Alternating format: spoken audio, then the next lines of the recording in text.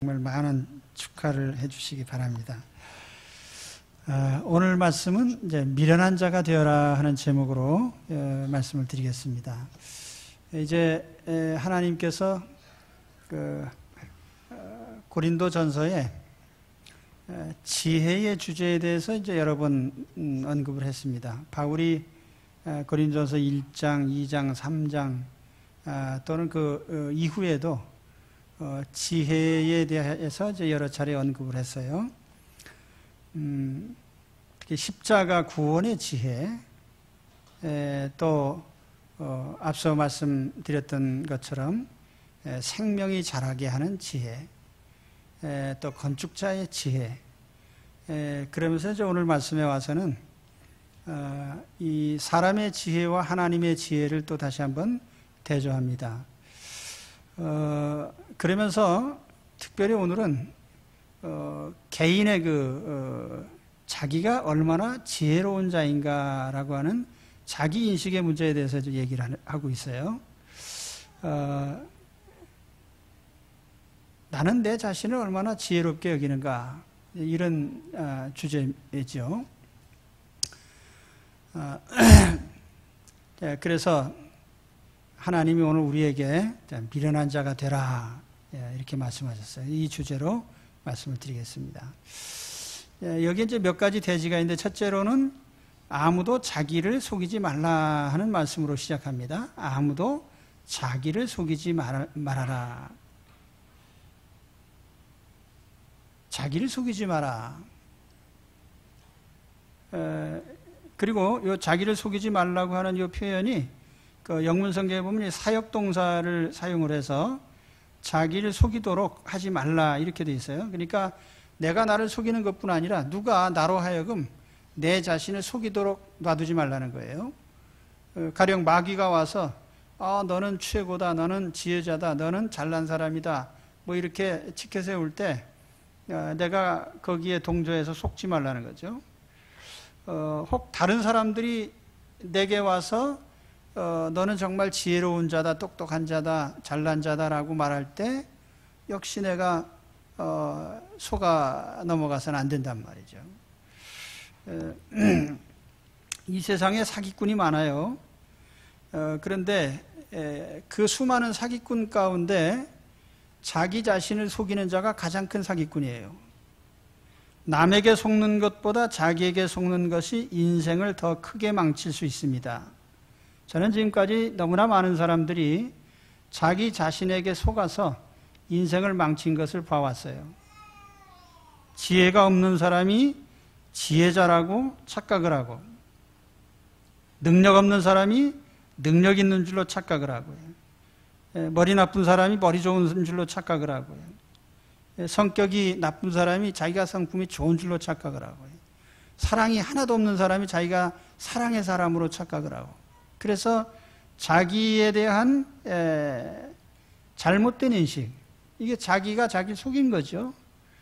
그 결과가 가장 비참하다는 거예요.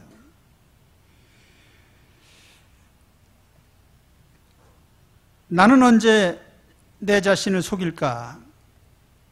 바로 내 스스로가 지혜롭다고 생각되는 순간입니다. 그 순간이 바로 내가 나를 속이는 순간이에요. 내가 나를 똑똑하다고 인정하는 순간.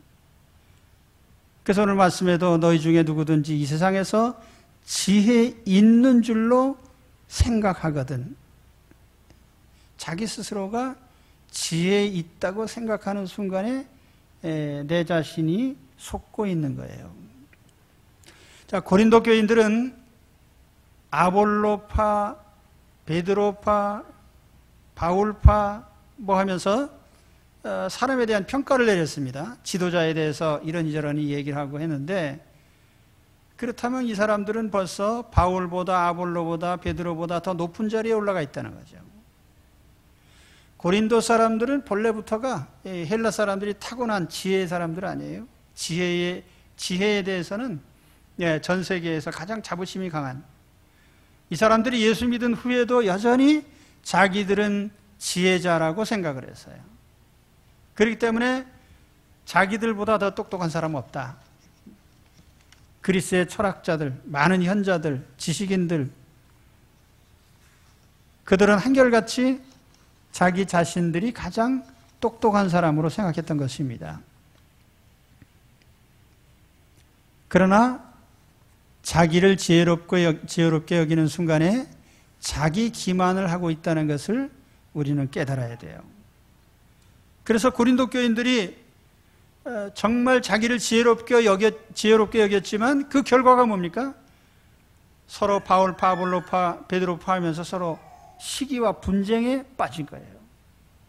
그런가 하면 부도덕한 것을 용납하고 교회 안에서 소송을 하고 여러 가지 서로 은사가 자기가 최고라는 등 하면서 싸운 것입니다.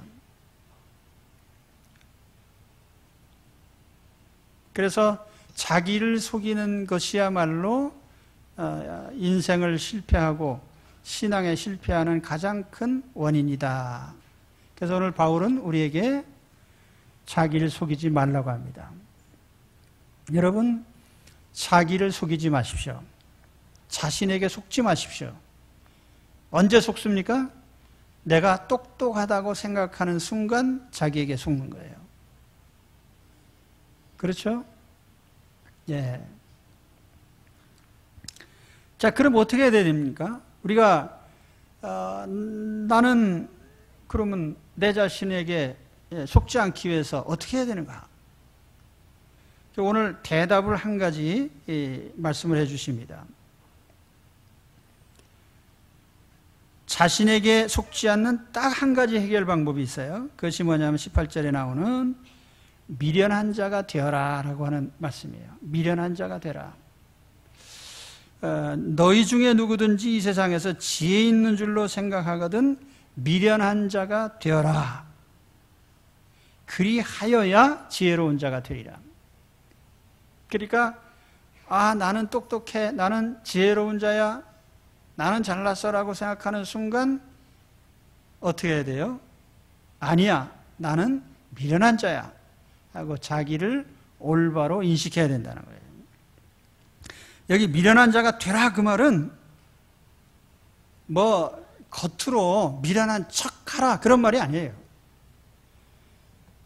나는 정말 미련한 자야, 나는 바보야,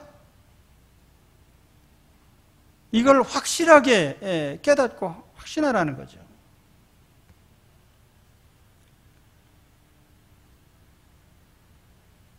(19절) (20절에) 보면은 이 세상 지혜는 하나님께 미련한 것이니 기록된 바 지혜 있는 자들로 하여금 자기 괴율에 빠지게 하시느니라 하였고, 또 주께서 지혜 있는 자들의 생각을 헛것으로 아신다 하셨느니라. 여기 19절 20절에 구약 성경을 인용하고 있는데 19절 말씀은 욥기서 5장 13절을 인용한 것입니다. 이 세상 지혜는 하나님께 미련한 것이다. 그리고 지혜 있는 자들이 자기 괴율에 빠진다는 건 자기 계략에 빠진다는 말이에요. 자기 꾀에 빠진다. 제 꾀에 넘어간단 말이에요. 20절에 있는 말씀은 지혜 있는 자들의 생각을 헛것으로 아신다 그랬는데, 이것은 시편 94편 11절 말씀을 인용한 것입니다. 하나님께서는 사람의 생각이 허무하다는 것, 헛되다는 것을 아신다 그런 말이에요. 자, 인간은 지혜롭다고 하지만 자기 꾀에 빠지고 그 결과가 아무것도 남지 않는 허망한 지혜일 뿐이다, 이런 말씀이에요.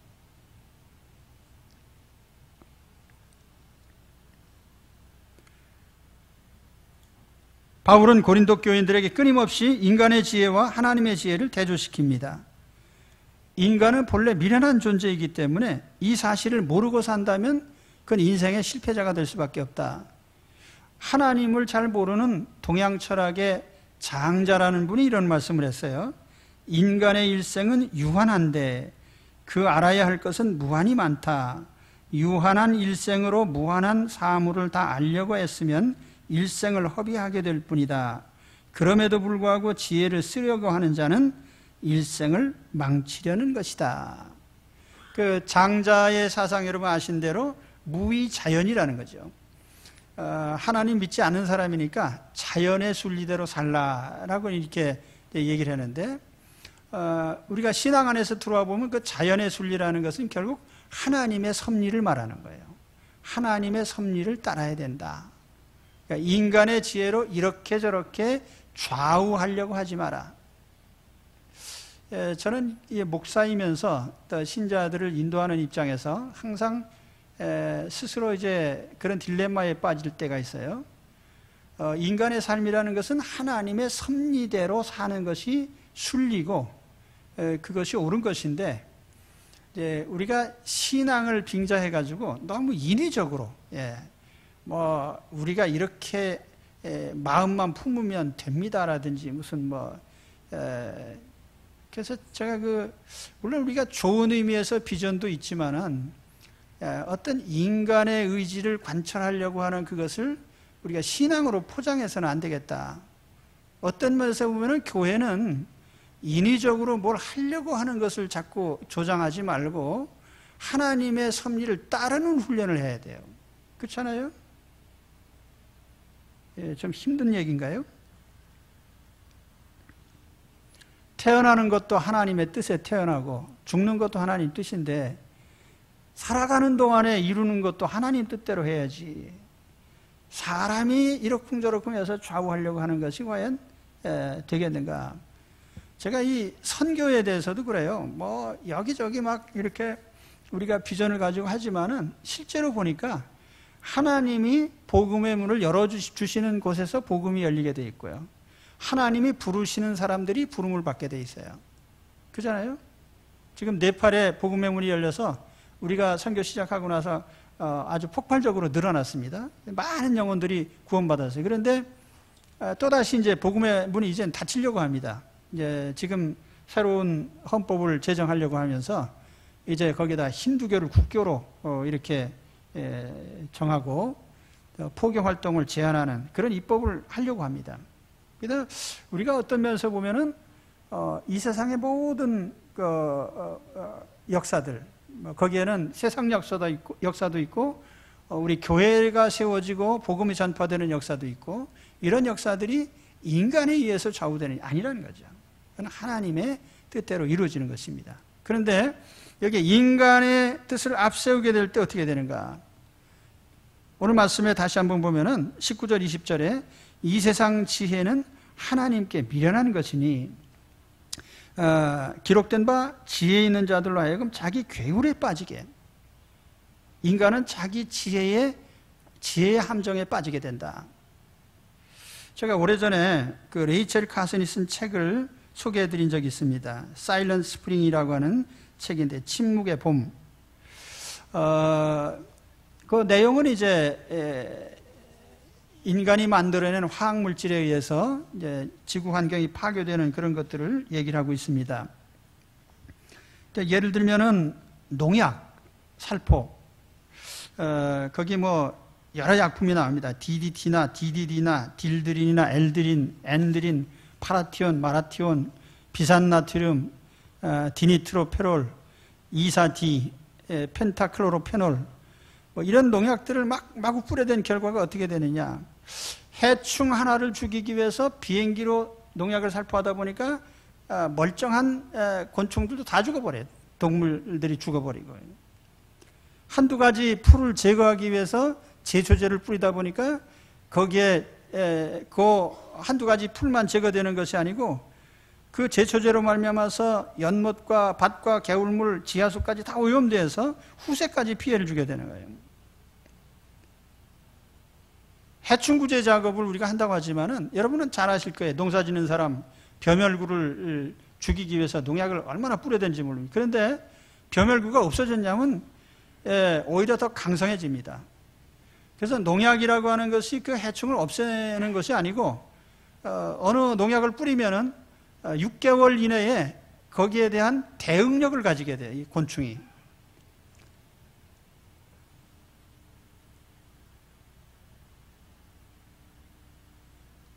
인간이 대량 농업을 시작하면서 나타난 현상 중에 하나가 이제 품종의 단순화입니다.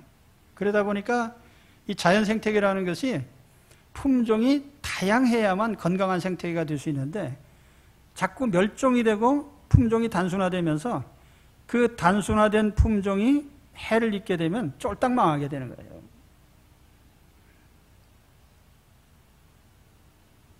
그래서 인류는 잠깐의 이익 때문에, 그 편리함 때문에 미래의 생존 기반을 통째로 담보하고 있다.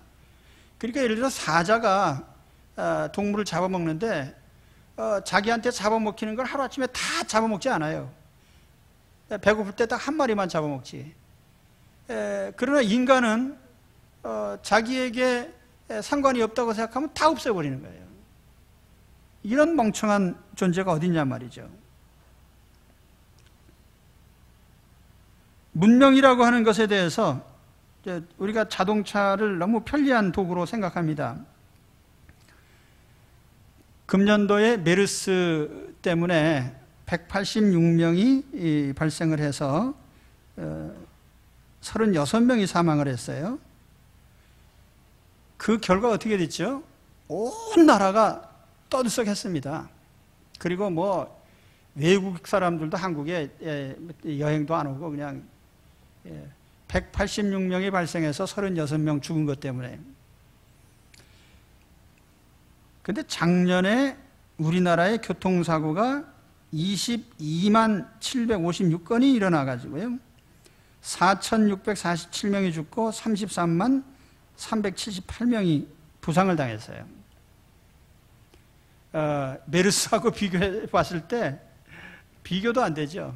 5,000명이 죽고 33만 명이 부상당하고 22만 건의 사고가 일어나고, 그래도 와 이거 무서워서 이거 안 된다라고 말하는 사람 아무도 없단 말이에요.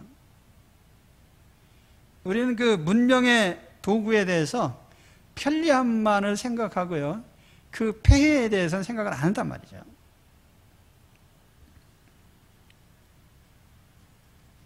어느 똑똑한 사람이 사람과 싸우려고 총을 만들었는지 사냥을 하려고 총을 만들었는지 모르겠는데 그 총 때문에 미국에서는 1년에 4만 명씩 죽습니다. 뭐 9.11 문제도 아니고요. 어느 전쟁에서 전사한 사람 유도 아니에요. 엄청난 사람들이 총에 맞아 죽어도 그 총을 계속 가지려고 하는 거죠. 우리 식생활 개선이라고 하는 것도 그래요. 문명인들이 육식을 위주로 합니다. 그런데 이 육식을 하게 되면은 넓은 땅을 필요로 해요. 가령 햄버거 한 개를 만들기 위해서 6평방야드, 그러니까 우리 평수로 하면은 한 평 반의 넓은 땅을 필요로 합니다. 미국 사람들은 자기네 땅을 초지로 다 넓히기 싫으니까 중남미 지역에서 이제 목장을 하면서 그쪽에서 많은 가축을 수입을 하죠. 그 결과로 1965년 이후에 중미 지역에서 모든 숲의 25%가 사라졌습니다. 멕시코는 1987년 이후에 3,700만 에이커의 숲이 초지로 바뀌었어요. 그 결과로 나타난 폐해가 뭐냐면 농업이 해체되고 농민은 부자 목장주에게 토지를 빼앗기고 도시 빈민으로 전락을 했어요. 그러니까 문명인들이 수세식 화장실을 만들면 거기에 따라서 엄청난 물을 써야 되고요. 그 화장지를 쓰기 위해서 나무를 베어내고 이렇게 해야 됩니다. 너무 길게 말을 했는지 모르겠는데 인간의 지혜라고 하는, 문명이라고 하는 것이 과연 인간의 미래를 보장하는 것이냐, 아니면 인간의 미래 기반을 오히려 단축시키는 것이냐, 확실하지 않다는 거죠. 그러니까 사람은 자기 꾀에 넘어간다는 거예요. 그건 또 문제도 아니에요. 제가 어렸을 때와 지금과의 격세지감을 느끼는 것은 무슨 물질 문명의 이런 진보나 발전이 아니고 사람들의 정신이 얼마나 파괴됐느냐라고 하는 거예요. 가족관계 해체됐죠. 돈이라고 하면 사람들이 다 줄 서서 이렇게 열을 내는데 인간관계 깨지는 데 대해서는 신경도 안 써요.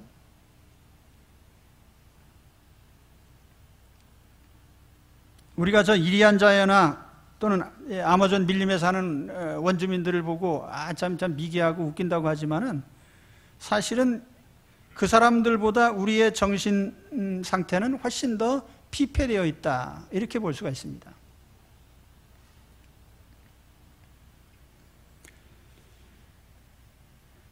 성경에도 보면은 인간의 지혜를 높이다가 망한 사람들이 많이 나옵니다. 하만은 모르드게를 매달아 죽이려고 높이가 20m나 되는 사형틀을 만들었는데, 그러나 그 형틀에 매달린 것은 모르드게가 아니고 자기 자신이죠.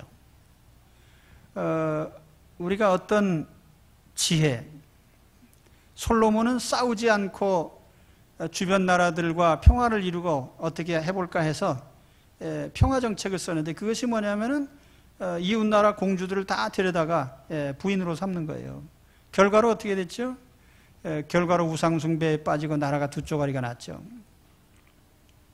그러니까 사람은 항상 자기 꾀에 빠진다. 그래서 미련한 자가 되라는 것입니다. 나는 미련한 자야, 나는 바보야, 이 인식을 하라는 거예요. 진짜 오늘 말씀 재미없죠? 네. 나는 바보야, 나는 멍청해, 나는 미련한 자야. 하나님 앞에만 그러면 좋겠는데 사람들 앞에서도 그렇게 하라는 거죠. 네. 18절 말씀 다시 보면 미련한 자가 되어라, 그리하여 지혜로운 자가 되리라. 왜 그렇게 되죠? 내가 바보이고 미련한 걸 알기 때문에 하나님을 의지하게 되는 거예요. 이게 신앙이거든요. 그러니까 내가 바보이고 미련한 자이고 참 멍청한 자인 걸 알기 때문에 더 하나님을 의지할 수밖에 없어요. 이게 신자입니다.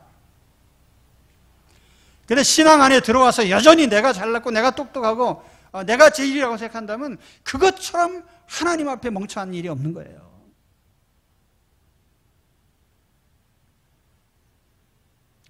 시편 25편 9절에 보면 온유한 자를 공의로 지도하시며 온유한 자에게 그 도를 가르치시리로다. 이 성경에 온유라는 개념이 나오는데 우리 팔복에도 보면 온유한 자는 복이 있나니 저희가 땅을 기업으로 받을 것이며 그렇게 돼 있죠.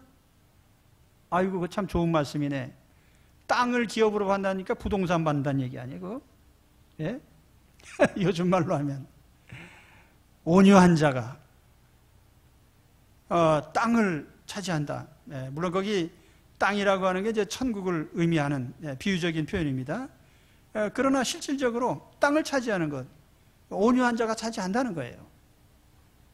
그때 우리가 이 온유함이라는 단어를 항상 우리가 잘못 해석해요. 사람들 앞에 그냥 시키는 대로 하고 맹한 사람을 온유하다고 하느냐. 이 하나님 앞에서 온유함이라는 것은 내가 멍청하고 바보인 줄 알기 때문에 하나님의 처분만 기다리는 신앙적인 모습이에요, 그게.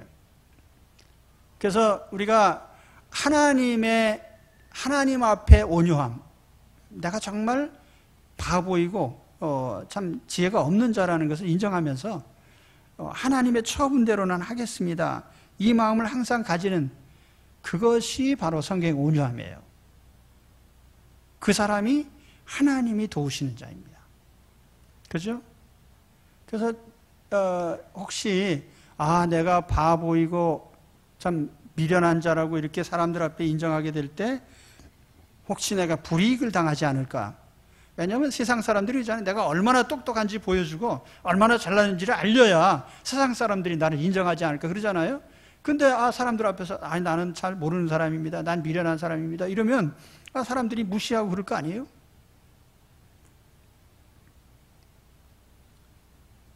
저는 그런 실험을 많이 합니다, 살아가면서요. 가끔 제가 집사람하고 이제 그런 주제 때문에 좀 논쟁을 하기도 해요. 당신은 알면은 안다, 모르면 모른다 말을 하지 왜 가만히 있냐. 근데 몰라서 가만히 있는 거는 또 점수가 또 따니까 괜찮은 거고, 알면서 가만히 있는 건 또 어떠냐 하면 알면서 가만히 모른 척 해도요, 모르는 게 아니기 때문에 손해 날 건 별로 없어요.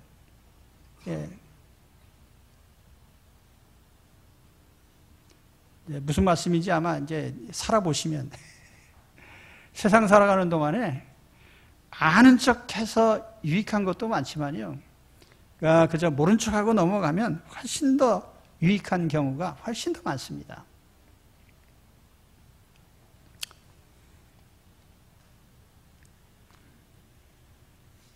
온유한 다윗이 골리앗과 마주섰는데 골리앗은 장군이고 다윗은 목동이고 골리앗은 큰 배틀채 같은 창을 들고 나오고 칼을 들고 나오고 다윗은 겨우 그 물맷돌 돌멩이 몇 개 들고 나갔어요. 막대기하고 돌멩이하고.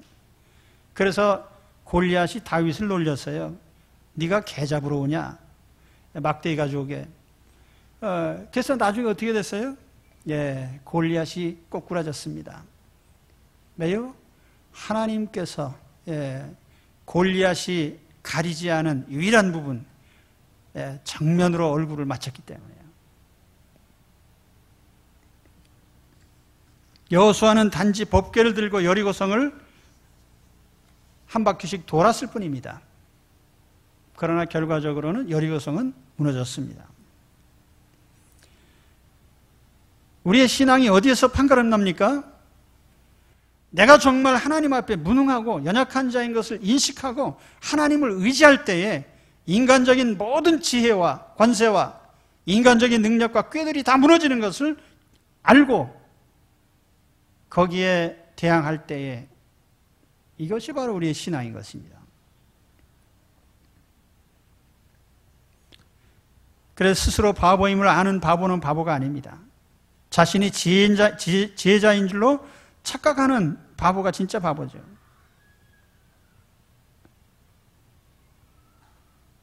그래서 우리는 하나님 앞에 미련한 자가 되어야 됩니다. 할렐루야. 네.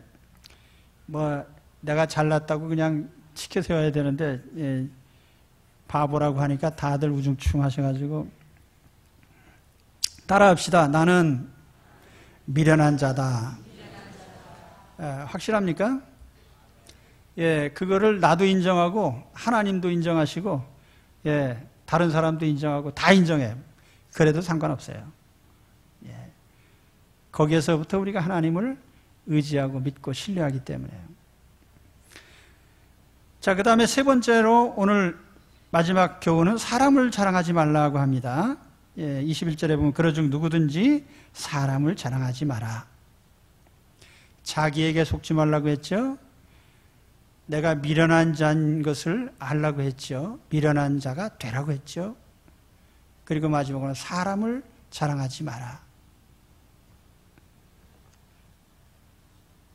사람은 사람일 뿐이죠. 바울이든 아볼로든 게바든 아무리 훌륭한 지도자라 해도 그들을 굳이 높이고 자랑할 필요가 없어요. 그들 역시 교회 공동체를 세우는 한 봉사자에 불과하기 때문입니다. 오늘 말씀해 보시면은 바울이나 아볼로나 게바나 다 너희 것이요 그랬어요. 바울이나 아볼로나 게바나 다 너희 것이다.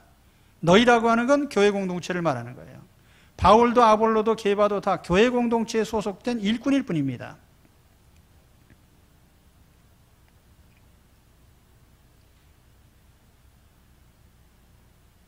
교회는 온 우주를 품고 있는 가장 큰 공동체예요. 지금은 이 땅의 교회가 한 구석에 있는 것 같지만은 장차 주님의 나라가 임할 때에 교회는 온 세계의 중심이고 교회가 곧 온 세상이 됩니다. 그랬을 때 교회는 거기에 포함된 모든 사람들, 소속원들을 다 그 소유로 삼게 되는 거죠. 그래서 바울이나 아볼로나 게바나 다 너희 것이다 라는 말 한 겁니다. 그 한 절 뒤에 가서 21절에 세계나 생명이나 사망이나 지금 것이나 장래 것이나 다 너희 것이다. 교회 안에 다 포함되는 거예요. 세계, 자연, 인간 세상, 생명이나 사망이나 지금 것이나 장래 것이나 현존하는 교회뿐 아니라 미래에 다가올 천국 다 우리 성도들의 것입니다.